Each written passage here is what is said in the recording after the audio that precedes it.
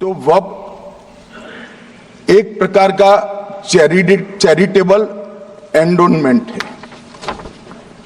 और जहां एक व्यक्ति संपत्ति, भूमि या मूल्यवान संपत्ति धार्मिक या सामाजिक भलाई के लिए दान करता है बिना उसको वापस लेने के उद्देश्य से, वहां वक्फ की रचना करती। इसमें दान देता है, वो शब्द का बड़ा महत्व है। दान उस चीज का ही कर्ज किया जा सकता है जो हमारा है। सरकारी संपत्ति का दान मैं नहीं कर सकता, मान्यवर किसी और की संपत्ति का दान मैं नहीं कर सकता। दान उसी चीज का किया जाता है जो हमारा है। मान्यवर इसी विषय पर ये सारा जो बहस चल रहा है। भारत का जहां तक सवाल है, दिल्ली में सल्तनत काल के प्रारंभ में मुइज़्ज़ुद्दीन घोरी के समय पर पहली बार वक्फ अस्तित्व में आया। अंग्रेजों के जमाने में 1863 के धार्मिक दान अधिनियम से चलता था। बाद में चैरिटेबल प्रॉपर्टीज एक्ट 1890 से चला। उसके बाद 1913 में मुसलमान वक्फ वैलिडेटिंग एक्ट अस्तित्व में आया। तब तक ये सारी प्रक्रियाएं चैरिटेबल एक्ट के तहत चलती थी। मान्यवर आजादी के बाद वही एक्ट को 1954 में वक्फ के केंद्रीकरण के लिए बदला गया। 95 में वक्फ न्याय अधिकरण और वक्फ बोर्डों की स्थापना की। अब ध्यान से सुनिएगा मान्यवर, वक्फ परिषद और वक्फ बोर्ड ये 1995 से आए। ये पूरा झगड़ा जो चल रहा है, आपने नॉन हिंदू को रख दिया और नॉन मुस्लिम को रख दिया, गैर मुस्लिम को रखा। वो झगड़ा वक्फ में दखल करने का है। पहले तो वक्फ में कोई गैर इस्लामिक सदस्य आएगा ही नहीं, ये स्पष्टता समझ लीजिए। ना मुतवल्ली गैर इस्लामिक होगा, ना वाकिफ गैर इस्लामी होगा। मान्यवर वहां कोई प्रोविजन नहीं है। जो धार्मिक संस्थाओं का संचालन करते हैं उसमें कोई गैर मुस्लिम व्यक्ति रखने का प्रावधान किया भी नहीं है, हम करना भी नहीं चाहते हैं मान्यवर। इसलिए जो बड़े बड़े भाषण करते हैं कि समानता का अधिकार चला गया, दो धर्मों के बीच में समानता नहीं रही, मुसलमानों के धार्मिक अधिकारों के बीच में दखल खड़ी हो जाएगी, कुछ नहीं होने वाला मान्यवर। इस दृष्टि से देखें तो 1995 तक वक्फ की काउंसिल और वक्फ बोर्ड था ही नहीं, वो तो 95 से आया। और मान्यवर ये जो भ्रम खड़ा किया जाता है कि ये एक्ट मुस्लिम भाइयों के धार्मिक क्रियाकलापों के अंदर, उनके दान की हुई संपत्ति के अंदर दखल करने का है, ये बहुत बड़ी भ्रांति फैलाकर माइनॉरिटी को डराकर अपनी वोट बैंक खड़ी करने के लिए किया जा रहा है मान्यवर।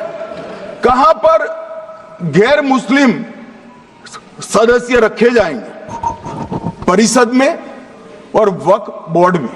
उसका काम क्या है? उनका काम धार्मिक क्रियाकलापों को कुछ चलाने का नहीं है। वो शुद्ध रूप से वक्फ का जो कानून, दान के लिए किसी ने दी हुई संपत्ति, उसका एडमिनिस्ट्रेशन अच्छे से चल रहा है नहीं चल रहा है, कानून के हिसाब से चल रहा है नहीं चल रहा है, या तो दान जिस चीज के लिए दिया गया, इस्लाम धर्म के लिए दिया गया, गरीबों के भोजन के लिए दिया गया, गरीबों के उद्धार के लिए, वो उद्देश्य के लिए इसका उपयोग हो रहा है नहीं हो रहा है, इसका नियमन करने का काम है मान्यवर। अब मैं इसको मान्यवर बाकी सारे धर्मों के साथ कंपैरिजन करते हैं और कहते हैं दखल किया है। मैं उसको स्पष्ट करना चाहता हूं। मान्यवर वक्फ जो है वो हमारे यहां ट्रस्ट एक्ट है, इसमें ट्रस्ट है।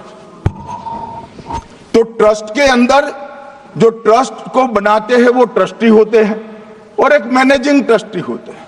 वक्फ में वाकिफ होता है, वक्फ होता है और मुतवल्ली होता है। ये सारे इस्लाम के अनुयायी हैं।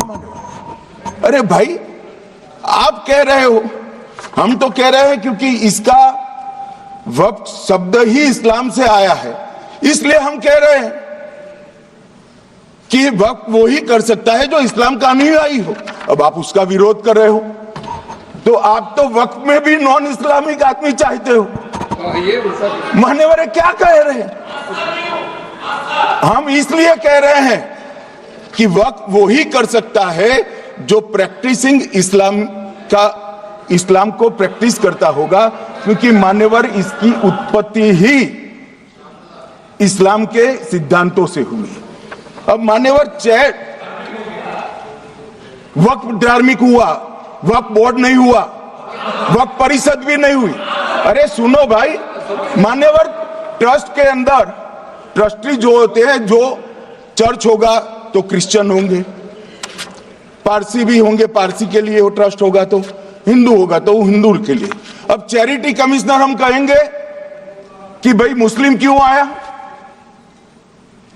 मुझे बताओ, चैरिटी कमिश्नर एक्ट में मुसलमान चैरिटी कमिश्नर बन सकता है या नहीं बन सकता है? उसको ट्रस्ट नहीं चलाना है, उसको चैरिटी के कानून के हिसाब से वो ट्रस्ट चले, उसकी देखरेख करनी है।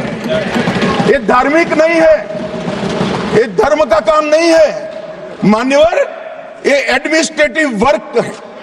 और इसलिए तो फिर चैरिटी कमिश्नर हिंदू होगा तो वो क्रिश्चियनों के ट्रस्ट का कैसे देखरेख करेगा? चैरिटी कमिश्नर क्रिश्चियन होगा तो जैनियों के और हिंदुओं के ट्रस्ट का कैसे देखरेख करेगा? अब बताओ कि सारे ट्रस्ट के चैरिटी कमिश्नर अलग अलग बन, देश तोड़ दोगे आप लोग, तोड़ दोगे। हमने साहब, मैं अभी भी आपके माध्यम से, इस सदन के माध्यम से देश भर के मुसलमान भाइयों बहनों को कहना चाहता हूं, आपके वक्फ में एक भी नॉन मुस्लिम नहीं आएगा। ये एक्ट में ऐसा कोई प्रावधान नहीं। मगर जो वक्फ बोर्ड है और वक्फ परिषद है, उसका काम क्या है?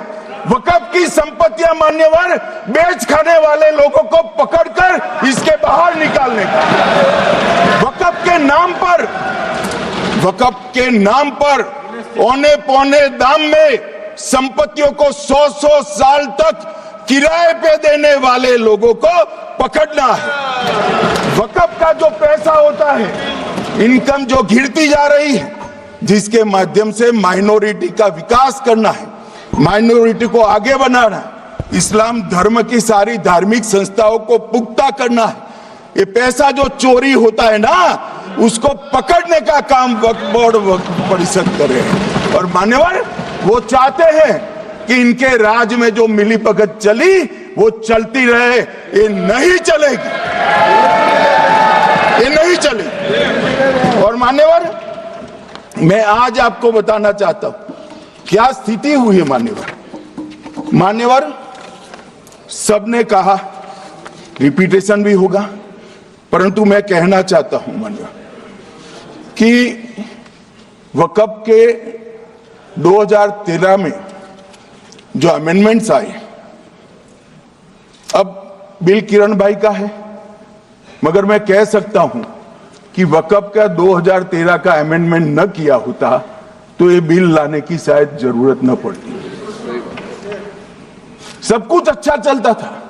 14 में चुनाव आने वाला था, 13 में रातों रात तुष्टीकरण करने के लिए वक्फ कानून को एक्सट्रीम बना दिया गया। और मान्यवर, इसके कारण क्या हुआ? इसके कारण दिल्ली लुटियन की 123 वीवीआईपी संपत्ति कांग्रेस सरकार ने जब चुनाव मुहाने पर थे, 25 दिन दूर था, वक्फ को देने का काम कर दिया। दिल्ली वक्फ बोर्ड ने उत्तरी रेलवे की भूमि वक्फ के नाम घोषित कर दी। हिमाचल में वक्फ की संपत्ति बताकर उस पर अवैध मस्जिद बनाने का काम किया।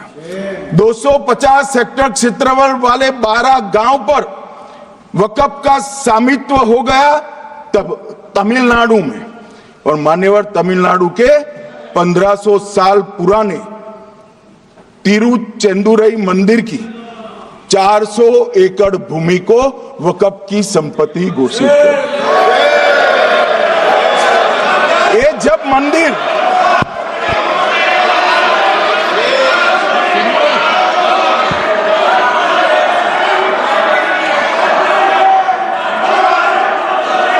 आपको मौका मिले जब अपनी बात कह देना, प्लीज बैठिए। मान्यवर कर्नाटक की आपको मौका मिले जब अपनी बात कह देना, आप भी बहुत मिसलीड करते हैं, बैठिए।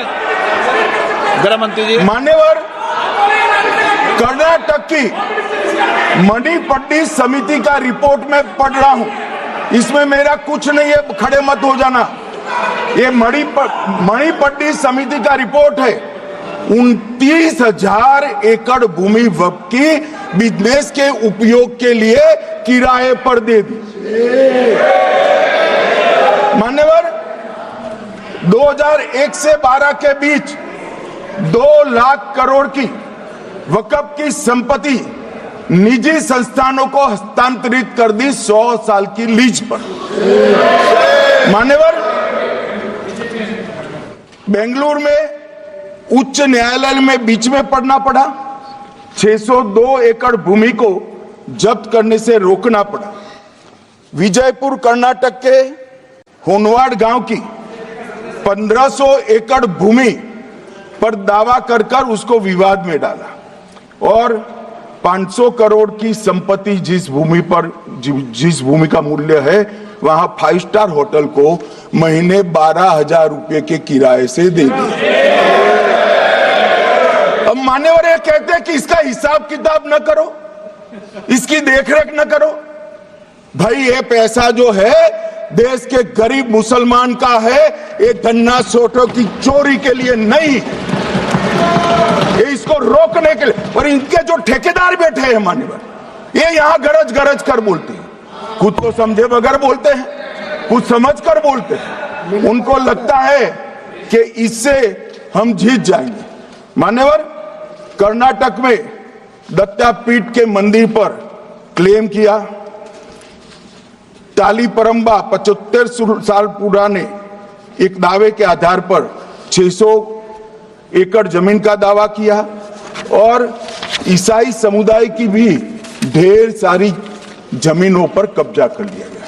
मान्यवर आज देश के कई गणमान्य चर्च और चर्च के समूह वक्फ बिल का समर्थन कर रहे हैं। उनको लगता है कि इसका विरोध कर हम मुस्लिम भाइयों की सिंपैथी जीतकर अपनी वोट बैंक पक्का करेंगे, उसमें कोई फायदा नहीं होगा अखिलेश।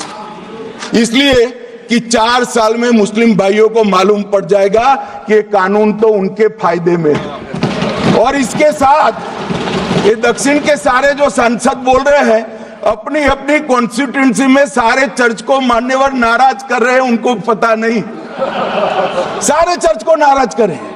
सारे चर्च ने रिजोल्व किया है कि हम खिलाफ इसका हम समर्थन करते हैं। मान्यवर तेलंगाना में 66,000 करोड़ की 1700 एकड़ जमीन पर दावा कर दिया। असम में मोरीगांव जिले की 134 एकड़ भूमि पर दावा हुआ। बिहार का मैं लालू जी के कोर्ट के साथ बाद में बताता हूं। गुरुद्वारा से संबंधित हरियाणा की 14 मरला भूमि को वक्फ को सौंप दिया। और मान्यवर प्रयागराज में चंद्रशेखर आजाद पार्क को भी वक्फ घोषित किया। और मान्यवर महाराष्ट्र के वडानगे गांव में महादेव की मंदिर पर दावा किया और बीड में कंकलेश्वर मंदिर की 12 एकड़ जमीन वक्फ बोर्ड ने जबरन ले ली। मान्यवर ये सब जब जो चल रहा है, इसमें आज भी मैं स्पष्ट करना चाहता हूं, वक्फ जो कि मुस्लिम भाइयों की धार्मिक क्रियाकलाप और उनके बनाए हुए दान से ट्रस्ट है, उसमें सरकार कोई दखल करना नहीं चाहती है। मुतवल्ली भी उनका होगा, वाकिफ भी उनका होगा, वक्फ भी उनका होगा, परंतु वक्फ की संपत्ति, इसका रख रखाव ठीक से हो रहा है नहीं। वक्फ का संचालन कानून के हिसाब से हो रहा है, निजी उपयोग के हिसाब से। सैकड़ों साल पहले किसी बादशाह ने दान किया, हमारी भाषा में कहो तो धर्मादा किया। अब इसकी संपत्ति को आप 12,000 रुपये में 5 सितारा होटल बनाने के लिए दे देते हो, ये उचित है क्या भाई? वो पैसा गरीब मुसलमान के कल्याण के लिए करिए, तलाकशुदा महिलाओं के कल्याण के लिए करिए, जो अनाथ बच्चे हैं उसके कल्याण के लिए करिए। मानिए, और ये करने की जगह बेरोजगार मुसलमान युवाओं के लिए स्किलिंग का काम करिए। लाखों करोड़ों रुपए की भूमि मान्यवर और इनकम 126 करोड़ रुपया। रेलवे की जितनी जमीन है, जिसमें हजारों करोड़ लाखों करोड़ का रेलवे का कारोबार चलता है, इतनी भूमि वक्फ के पास है और इनकम 126 करोड़ रुपए। मान्यवर कहते हैं कि इनकम का क्या उद्देश्य है?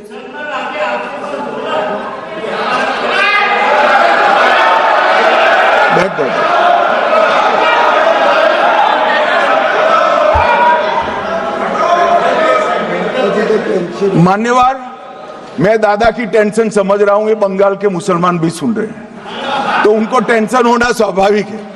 मान्यवर, लालू प्रसाद जी, आज आरजेडी के सारे सदस्य बोले, जब 2013 का अमेंडमेंट आया, मैं लालू जी का तो पूरा पढ़ना चाहता हूं, बाकी सदस्यों का सिर्फ टोकन पढ़ूंगा। लालू जी ने क्या कहा? मैडम, सरकार जो यह संशोधन विधेयक पेश किया है, सरकार की पहल का हम स्वागत करते हैं। शाहनवाज हुसैन जी और अन्य माननीय सदस्यों ने अपनी बातों को यहां रखा, मैं उसका समर्थन करता हूं। आप देखिए, सारी जमीनें हड़प ली गई है, चाहे सरकारी हो या गैर सरकारी। वक्फ बोर्ड में जो काम करने वाले लोग हैं, उनके द्वारा सारी प्राइम लैंड को बेच दिया गया है। पटना में ही डाक बंगले की जितनी प्रॉपर्टी थी, सब पर अपार्टमेंट बन गए। इस तरह की काफी लूट खसोट हुई है। हम संशोधन विधेयक तो आपको अंत में लाए हैं, समर्थन करते हैं, लेकिन मैं चाहता हूं कि भविष्य में आप कड़ा कानून लाइए और ये जो चोरी करने वाले लोग हो, उनको जेल की सलाखों के पीछे। अब सब लालू प्रसाद की इच्छा इन्होंने तो पूरी नहीं की, नरेंद्र मोदी जी ने पूरी कर दी। ये लालू जी ने कहा था, एक कड़ा कानून लाइए। मान्यवर शरीफुद्दीन शरीफ, उन्होंने कहा, मंत्री जी समझते हैं कि शायद इससे मुसलमानों का वोट मिल जाएगा, लिहाजा मुसलमान लोगों ने भी खुद ही तबाही मचाई है, इसलिए मैं गुजारिश करूंगा कि इसके लिए आप सख्त कानून बनाइए, उनके हाथों में हथकड़ियां पहनाइए और जो उनके कब्जे किए हैं वो जमीनों बेचकर गरीब और तलाकशुदा मुस्लिम बहनों का कल्याण करिए। इसके बाद श्री हमीदुल्लाह सैयद लक्षद्वीप से थे, उनका भी इसी टोन का भाषण है। और मान्यवर, मैं आज की बात नहीं कर रहा हूं, 2013 का जो बिल कांग्रेस पार्टी लेकर आई, इसके विरोध में इनके समर्थकों ने जो कहा था, मान्यवर ये है। और क्या होगा भाई इससे? पारदर्शी ऑडिट होगी, आज ऑडिट ही नहीं हो रही। रिपोर्ट ऑनलाइन जमा करने की सिस्टम नहीं है, वो होगी, रिपोर्ट देनी पड़ेगी, बैलेंस शीट जमा करनी पड़ेगी, ऑडिट होगी, कैग के रिटायर्ड ऑफिसर ऑडिट करेंगे और मान्यवर पारदर्शिता आएगी। इससे क्यों डरना चाहिए किसी को? पारदर्शिता से क्यों? और वक्फ बोर्ड और वक्फ परिषद, इसका कोई ऑर्डर हम ऐसा नहीं लिख रहे हैं कि कोर्ट में नहीं जा सकते। आपने तो कर दिया था कि एक ऑर्डर को कोई कोर्ट में चैलेंज ही नहीं कर सकता, पूरा संविधान वहां समाप्त कर दिया मान्यवर। और मान्यवर, हम तो इसको कहते हैं कि कोई भी चैलेंज कर सकता है कायदे की अदालत में। इस देश में संविधान का राज है, ग्रीवेंसेस जिसका भी हो कोर्ट में जा सकता है। 2013 में जिसकी भूमि हड़पी, इसके ग्रीवेंसेस को भी कोर्ट के फोरम से बाहर करने का पाप एक कांग्रेस पार्टी ने किया। मान्यवर, एक अफवाह और फैला रहे, प्रोस्पेक्टिव इफेक्ट से आ रहा है। मैं स्पष्ट कर देना चाहता हूं, इस सदन में बोलने के वक्त जिम्मेदारी के साथ बोलना चाहिए।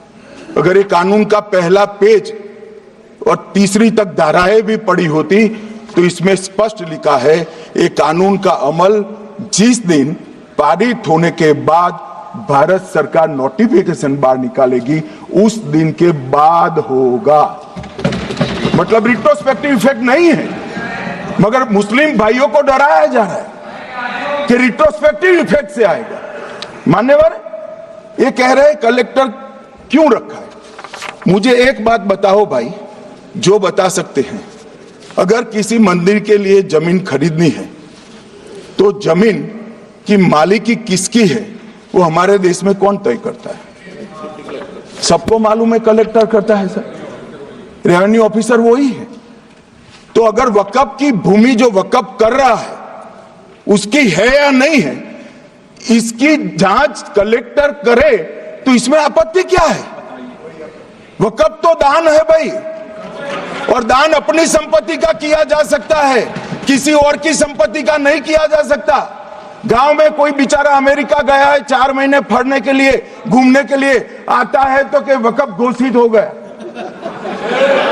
कोई कारोबार करने के लिए दिल्ली आता है तो कि वक्फ घोषित हो गया। अरे ऐसा नहीं होता भाई, कलेक्टर को पूछना पड़ेगा सरकारी संपत्ति है या नहीं है, इसकी जांच करनी चाहिए या नहीं करनी चाहिए।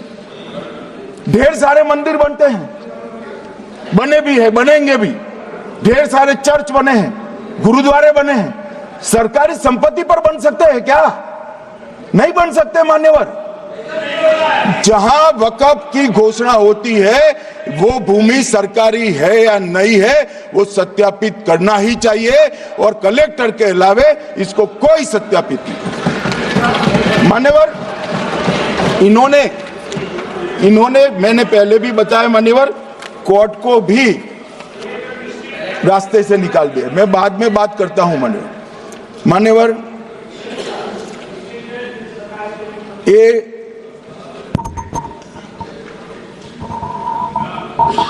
मान्यवर एक उपयोग के आधार पर वक्त की समाप्ति। मान्यवर ये कह रहे हैं कि सैकड़ों सालों से वहां प्रैक्टिस है।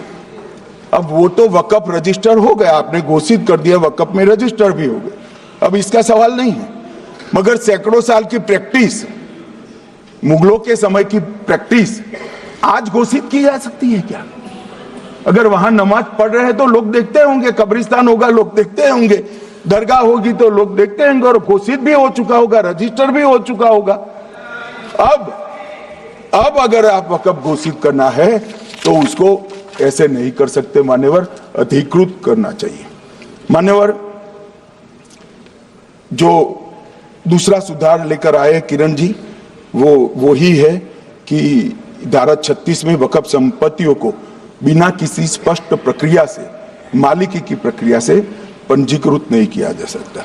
मान्यवर, अपील का प्रावधान वर्तमान में अधिनियम में ट्रिब्यूनल के निर्णय के खिलाफ अपील करने का कोई प्रावधान नहीं है।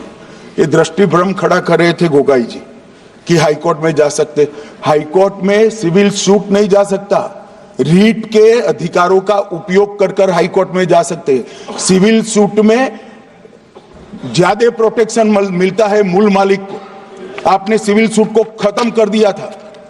रीट के जुडिक्शन बहुत सीमित है, हम सब जानते हैं कि ये सीमित कर दिया गया था, आप भी जानते हो, मगर आपको वोट बैंक चाहिए। मान्यवर, ये हमारा स्पष्ट सिद्धांत है भारतीय जनता पार्टी की, मोदी सरकार का, कि वोट बैंक के लिए हम कोई कानून नहीं लाए। कानून न्याय के लिए होता है, कानून लोगों के कल्याण के लिए होता है। इन्होंने कहा कैसे कैसे कानून आए हैं, मैं बता देता हूं सब। अभी कांग्रेस के महासचिव और माननीय सदस्य कह रहे थे क्या कानून आ रहे हैं सब, किस प्रकार के कानून आ रहे हैं। मान्यवर, इसी सदन में नरेंद्र मोदी सरकार ही महिलाओं को 33% आरक्षण का कानून लाया। इसी सरकार में पिछड़ों को संवैधानिक अधिकार दिया गया। मान्यवर, इसी सरकार में बजट जो आए, इसमें गरीबों को गैस, शौचालय, पानी, 5 लाख तक का बीमा, 5 किलो अनाज, बिजली और घर दिए गए। मान्यवर, और कन्वर्जन कानून की बात करते थे और हंसते हंसते कहते थे कर्नाटक सरकार कन्वर्जन कानून लेकर आई है। सबसे पहला कन्वर्जन कानून उड़ीसा और मध्य प्रदेश में कांग्रेस सरकार लेकर आई, मगर उस वक्त कांग्रेस सरकार तुष्टीकरण की नीति पर नहीं चलती थी, महात्मा गांधी के सिद्धांतों पर चलती थी। मध्य प्रदेश और उड़ीसा में सबसे पहला कन्वर्जन के खिलाफ कानून कोई लाया तो कांग्रेस पार्टी लाई, और मुझे गर्व है मेरी पार्टी की सरकारें कन्वर्जन पर कानून लाती है। मान्यवर, सबको अपना धर्म का अनुसरण करने का अधिकार है, कोई शौक से करे, मगर लोभ, लालच, भय, इससे धर्म परिवर्तन नहीं कराया जा सकता। किसी गरीब के पास खाना नहीं है, खाना देकर उसका धर्म बदला दोगे? कोई थोड़ा कम पढ़ा लिखा व्यक्ति है, उसका धर्म बदला दोगे? ऐसे नहीं होगा मान्यवर। और आपने भी किए हैं कानून, आप नए नए आए हो, आपको मालूम नहीं है मान्यवर, इनको मालूम नहीं, अभी अभी आए हैं 5 साल से। ये कांग्रेस पार्टी ने कानून किए थे मान्यवर। अपील का प्रावधान भी हमने आगे बढ़ाया और गैर मुसलमानों के द्वारा दान की गई संपत्तियों पर, गैर मुसलमानों की दान की संपत्तियों पर वक्फ अधिनियम को हमने लगने से मना कर दिया। माने उनके लिए चैरिटी कमिश्नर का कायदा है। ये प्रैक्टिसिंग इस्लाम, जो इस्लाम की प्रैक्टिस करते हैं, इसीलिए मान्यवर हमने ओवरराइडिंग इफेक्ट को भी समाप्त कर दिया। मान्यवर, ट्रस्ट का नियमन करने का जो कानून होता है, जैसे चैरिटी कमिश्नर के कानून में कोई ओवरराइडिंग इफेक्ट नहीं है। जहां क्लासेस आते हैं वहां ओवरराइडिंग इफेक्ट होती है। यहां ओवरराइडिंग इफेक्ट इसलिए देगी कि आप जिसकी संपत्ति हड़पी जाएगी उसको कोर्ट से जाने से रोकना चाहते थे, इसलिए ओवरराइडिंग इफेक्ट जो हमने मान्यवर निकाल दिया है। मान्यवर, एक ऐसी चर्चा लेकर आए कि चर्चा नहीं हुई। मैं आपको बताना चाहता हूं 2013 में जो अमेंडमेंट बिल आया, जिसके कारण ये बिल लाना पड़ा, वो बिल में कुल मिलाकर 5.4 घंटे चर्चा हुई थी, 5.5 घंटे दोनों सदन मिलाकर। और इस बिल में दोनों सदन मिलाकर 16 घंटे चर्चा हो रही है मान्यवर, 16 घंटे। इसके अलावे हमने डिमांड किया समिति बनाओ, समिति भी बनाई, 38 मीटिंगें हुई, 113 घंटे चर्चा हुई, 284 हितधारक बनाए गए।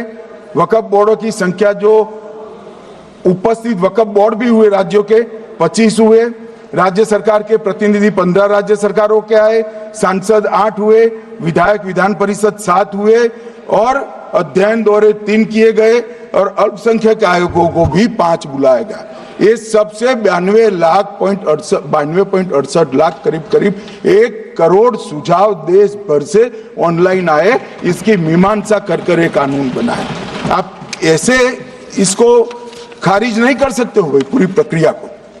आप जो कर रहे हैं 5.5 घंटे की प्रक्रिया, ये बहुत लोकतांत्रिक प्रक्रिया है और हम 16 घंटे चर्चा करते हैं कि चर्चा आपके अनुरूप चर्चा नहीं हो सकती।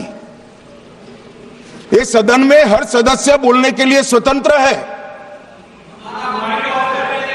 कोई परिवार की यहां चलती नहीं है। ये तो जनता के नुमाइंदे हैं, किसी की कृपा से नहीं आए हैं। मान्यवर, जो दिल में है, जो जनता की आवाज है, वो रखेंगे। मान्यवर, एक सदस्य द्वारा कहा गया कि ये मिसलीडिंग है कि पुराने कानून में 2013 के जो अमेंडमेंट्स थे उसमें अपील का प्रोविजन था। अब मैं कहना चाहता हूं 83(9) उसमें अधिकरण द्वारा किए गए किसी भी विनिश्चय का आदेश विरुद्ध, चाहे वो अंतरिम हो या फाइनल, इस पर अपील नहीं हो सकती। इसका मतलब अपील का प्रोविजन आपने रखा ही नहीं था।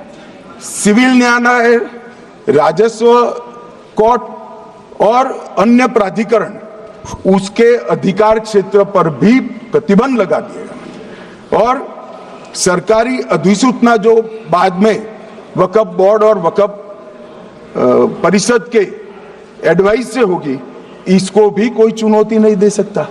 मान्यवर, मुझे ये बताओ कि अभी अभी फैशन है संविधान लहराने की। ये संविधान के हिसाब से सरकार का या किसी भी निजी संस्था का कोई भी फैसला मान्यवर कायदे की कोर्ट से बाहर कैसे हो सकता है? कोई भी फैसला हो, ये देश की अदालत वो फैसले तक रीच ही नहीं रखेगी। नागरिक ग्रीवेंसेस लेकर कहां जाएंगे? जिसकी भूमि हड़प कर ली गई वो कहां जाएगा? ऐसा नहीं चलेगा।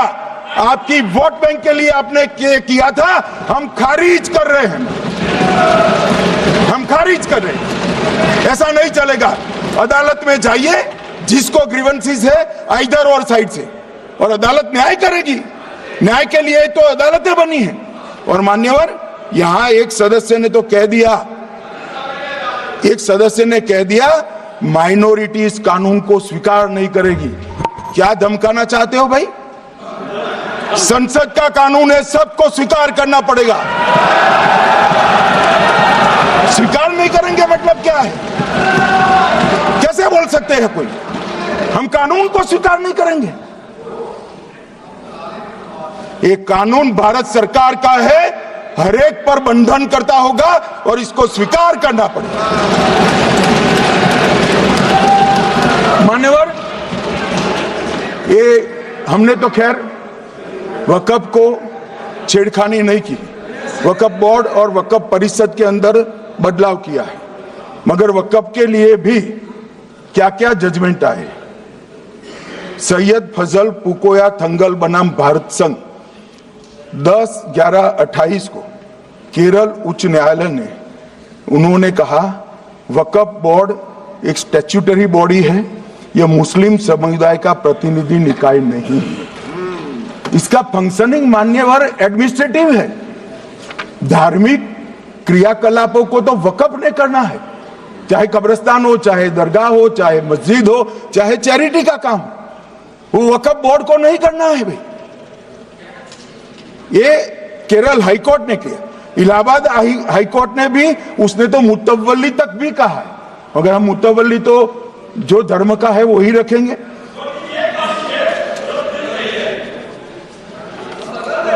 मान्यवर, इन्होंने कहा एक मुतवल्ली के कर्तव्य विशुद्ध रूप से धर्म निरपेक्ष कैरेक्टर है, मगर हम मुतवल्ली को छू नहीं रहे। मान्यवर ये कह रहे थे कि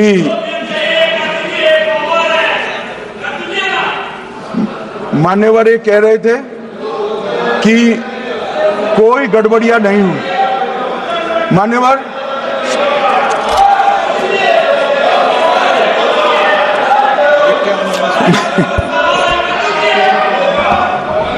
मान्यवर 2013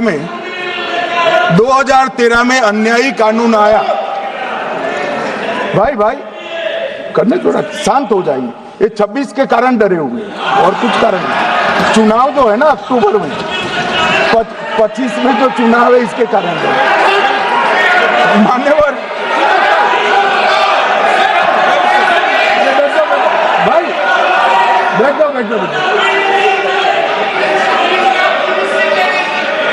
मान्यवर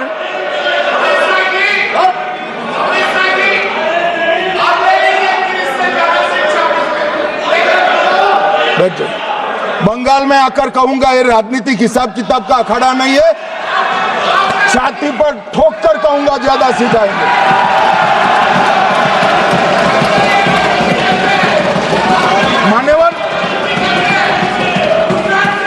2013 के, अरे बैठ जाओ वकील साहब बैठ जाइए। मान्यवर, 2013 में जे वो भी रिपीट होने वाले हैं। मान्यवर, 2013 में बैठ जाओ। मान्यवर, 1913 से लेकर 2013 तक 1913 से 2013 तक वक्फ बोर्ड का कुल एकड़ में भूमि सब वक्फ का मिलाकर 18 लाख एकड़ था। मेरी विनंती है सभी सदस्य इसको ध्यान से सुनिए। 1913 से 2013 तक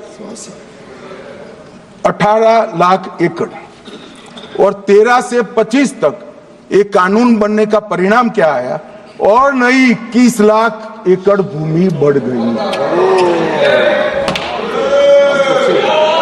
अब मान्यवर 39 लाख एकड़ जो भूमि है उसमें 21 लाख एकड़ 13 के बाद है। अब ये कह रहे हैं कि इसका दुरुपयोग नहीं हो रहा है। मान्यवर, और लीज पर दी गई संपत्तियां 20,000 थी और 25 में रिकॉर्ड के हिसाब से, हो सकता है गलत भी हो सकता है, रिकॉर्ड्स के हिसाब से शून्य हो गई। तो मान्यवर संपत्तियां कहां गई? मान्यवर बेच दी गई। किसकी संपत्ति से, किसकी परमिशन से बेचा? मान्यवर मैंने पहले ही कह दिया कि केरल और देश भर के Catholic bishop council, Catholic bishop conference of India, Catholic Congress Kerala, भारतीय कैथोलिक धर्मगुरुओं की महासभा, केरल चर्चों की संयुक्त परिषद, कैथोलिक कांग्रेस केरला, ये सब ने इस बिल का समर्थन करा है और कहा है अन्यायी 2013 का सुधार। हम अकेले नहीं कह रहे मान्यवर। और मान्यवर, इसी एक्ट में हमने एक बात कही कि जो योगदान था वक्फ बोर्ड का वो 7% से घटाकर 5% कर दिया। मान्यवर, अब ये जो कह रहे हैं ये मुसलमान भाइयों के हित में कह रहे हैं, जिसका विरोध कर रहे हैं, या अहित में? अगर 7 से 5% हमने कम किया तो कहां जाएगा? वो वक्फ में रहेगा। वक्फ बोर्ड का कम किया है। जो मस्जिद चल रही है उसको हमने 2% बढ़ाया है। ये उल्टा समझ रहे हैं मान्यवर। ये बिल जमीनों की सुरक्षा प्रदान करेगी। मान्यवर, किसी की जमीन अब घोषणा मात्र से वक्फ नहीं बनेगी, उसको प्रोटेक्शन। मान्यवर, पुरातत्व विभाग और एएसआई की जमीन को हम सुरक्षा देंगे। आदिवासी भाइयों की शेड्यूल 5 और शेड्यूल 6 की जो जमीन है वो सुरक्षित हो जाएगी। निजी संपत्ति जो आम नागरिकों की है वो भी सुरक्षित हो जाएगी। और वक्फ करने के लिए स्वामित्व को दान तो साहब अपनी संपत्ति का ही कर सकते हैं, गांव की संपत्ति का दान नहीं कर सकते। तो वक्फ निजी संपत्ति से ही स्वामित्व के बगैर नहीं हो पाएगा। इसमें पारदर्शिता लाने के लिए सूचना की प्रक्रिया को दाखिल किया गया है। वक्फ बोर्ड की वक्फ की जो संपत्ति घोषित करने की अधिकार थे उसको समाप्त कर दिए। कलेक्टर से सर्टिफाइड कराना पड़ेगा और नए वक्फ पारदर्शी तरीके से पंजीकृत भी करने पड़ेंगे।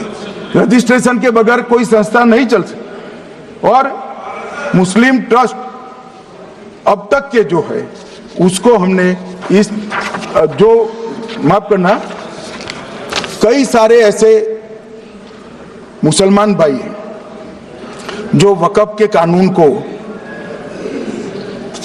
अंदर दायरे में आना नहीं चाहते। मुझे मिले थे वोरा समाज वाले, वोरा समाज है, अहमदिया है, कई सारे ऐसे समुदाय हैं, सिया भी है, पसमंदाओं के भी कुछ ट्रस्ट हैं। वो सभी को मैं एक आनंद का समाचार देना चाहता हूं, अब मुसलमान भी ट्रस्ट एक्ट के अंदर अपना ट्रस्ट रजिस्टर करा सकता है। इसके लिए कंपलसरी नहीं है कि वो वक्फ के कानून में भी जाए, चैरिटी कमिश्नर एक्ट के तहत वो करने वाला है। मान्यवर, भूमि के रिकॉर्ड का कार्यालय होगा, समाचार पत्र और क्षेत्रीय भाषाओं में इसकी एडवर्टाइज दी जाएगी। ढेर सारे प्रावधान मान्यवर इसके अंदर किए हैं। महिला, सिया, पसमंदा, वोरा, अहमदिया, उनका हमने समावेश किया ही है। और उन्होंने कहा, मैं सुन रहा था, मान्यवर एक फैशन हो गई, राम जन्मभूमि का मंदिर बनाने की बात आई तो इस देश के अंदर खून की नदियां बह जाएगी, मुसलमान रोड पर आ जाएगा, मुसलमानों का ये हो जाएगा, वो जहां ट्रिपल तलाक, फिर से डर, सीए आया कि मुसलमानों की नागरिकता चली जाएगी। जिन जिन ने भाषण किया है, एक मुसलमान की नागरिकता गई है तो बता दो। मुसलमान भी जानता है। और मैं तो आपके माध्यम से देश के मुसलमानों को अपील करना चाहता हूं, मान्यवर, मैंने बहुत झेला है। ये कहते थे कि सीए कानून मुसलमानों की नागरिकता लेने 2 साल हो गए, एक भी मुसलमान की नागरिकता गई है तो सदन के पटल पर रखी। कितना झूठ फैलाया इन्होंने। मान्यवर, धारा 370 हटाई, ये कह रहे थे मुसलमानों का ये हो जाएगा, वो हो जाएगा, फिर से उमर अब्दुल्ला जीत कर आज शासन कर रहे हैं। आतंकवाद समाप्त हो गया, विकास शुरू हो गया, पर्यटन बढ़ गया।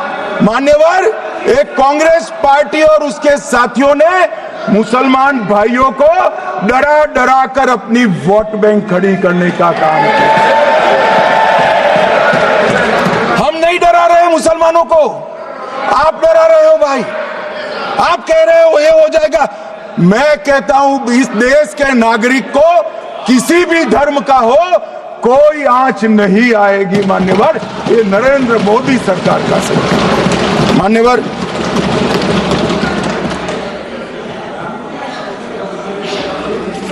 इनको मान्यवर ना पिछड़ों की चिंता है ना मुसलमानों की। ये सालों से जातिवाद और तुष्टीकरण इसके आधार पर काम करते हुए आए हैं और जातिवाद और तुष्टीकरण की राजनीति कर कर अपने परिवार की पॉलिटिक्स को आगे बढ़ाए हैं। मगर 2014 से मान्यवर जातिवाद, तुष्टीकरण और परिवारवाद को एक साथ नरेंद्र मोदी ने समाप्त कर कर विकास की राजनीति इस देश में प्रस्तावित।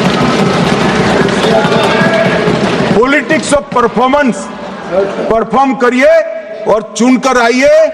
3 टर्म मोदी जी को चुना है और 3 टर्म भारतीय जनता पार्टी की सरकार रहने वाली है। मेरी बात ठीक कर। मान्यवर, अंत में मैं किरण जी को बहुत बहुत बधाई देना चाहता हूं कि बहुत अभ्यास कर कर सारे दूषणों को निकालकर वक्फ कानून को शुद्ध, पारदर्शी और उद्देश्यों को समर्पित बनाने का काम रिज्जू साहब लेकर आए हैं। मैं इसका समर्थन करता हूं। ईटी मोहम्मद बशीर, आप कुछ बोलना चाहते थे? छोड़िए, गृह मंत्री जी ने विषय रख दिया। मेरा नाम सर माननीय वेणुगोपाल जी ने लिया था और सर मैंने बड़ा स्पष्टता से सर कह दिया था। ईटी मोहम्मद बशीर बाद में करो। ईटी मोहम्मद बशीर छोड़िए। ET Mohammed Basheer, ET Mohammed Basheer. Sir, thank you very much. Honorable Home Minister has committed a speech, lengthy speech, claiming as he is the savior of the minorities. He was announcing certain things and pretend themselves as the champion of the minorities. I would like to say that is the biggest tamasha of 2025. There is no iota of truth in it. It is his government. They tortured the minorities in India.